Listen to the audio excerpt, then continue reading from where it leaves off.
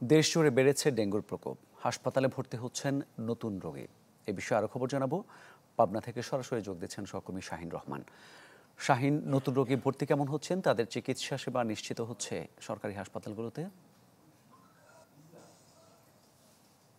মামুন, পাবনার পরিস্থিতি আগের তুলনায় বেশ কিছুটা ভালো বলে আমরা বুঝতে পারছি। কারণ হচ্ছে যে গত 24 ঘন্টায় পাবনা জেনারেল হাসপাতালে ডেঙ্গু আক্রান্ত হয়ে মাত্র 2 জন রোগী ভর্তি হয়েছেন এবং এখন পর্যন্ত রোগী চিকিৎসাধীন রয়েছেন 10 জন।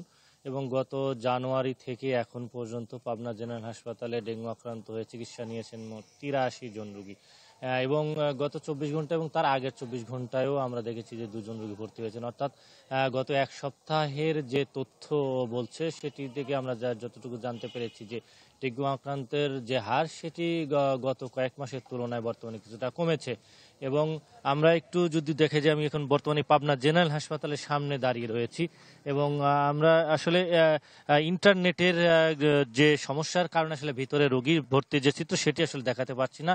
বর্তমানে আমরা পাবনা জেনারেল হাসপাতালের সামনে দাঁড়িয়ে রয়েছে এবং এই হাসপাতালে গত 24 ঘন্টা যে রোগী ভর্তি মাত্র 2 জন এবং গত এক সপ্তাহে যেটি যে গত 2 জন 1 জন করেই ভর্তি হয়েছেন এবং চিকিৎসা নিয়ে তারা বাড়ি ফিরে গেছেন। এবং চিকিৎসকের সঙ্গে কথা বলে যেটি জেনেছি যে আসলে চিকিৎসা নিয়ে তাদের রোগীদের কোনো অভিযোগ নেই এবং রোগী ভর্তি নিয়ে এবং চিকিৎসা যে স্যালাইন থেকে শুরু করে ওষুধপত্র থেকে শুরু করে আসলে তেমন কোনো কিন্তু সমস্যার কথা রোগীরা তারা কিন্তু জানায়নি। এবং চিকিৎসকরা বলছেন তারা ডেঙ্গু প্রতিরোধে এবং ডেঙ্গু আক্রান্ত রোগীদের চিকিৎসা সেবা নিশ্চিত করতে তারা কাজ করছেন এবং তাদের পর্যাপ্ত ব্যবস্থাও রয়েছে এবং তারা সেই অনুযায়ী তারা চিকিৎসা সেবা দিয়ে যাচ্ছেন। এখন পর্যন্ত পাবনায় ডেঙ্গু পরিস্থিতির বর্তমান চিত্র এটিই ছিল। মামুন, ধন্যবাদ আপনাকে।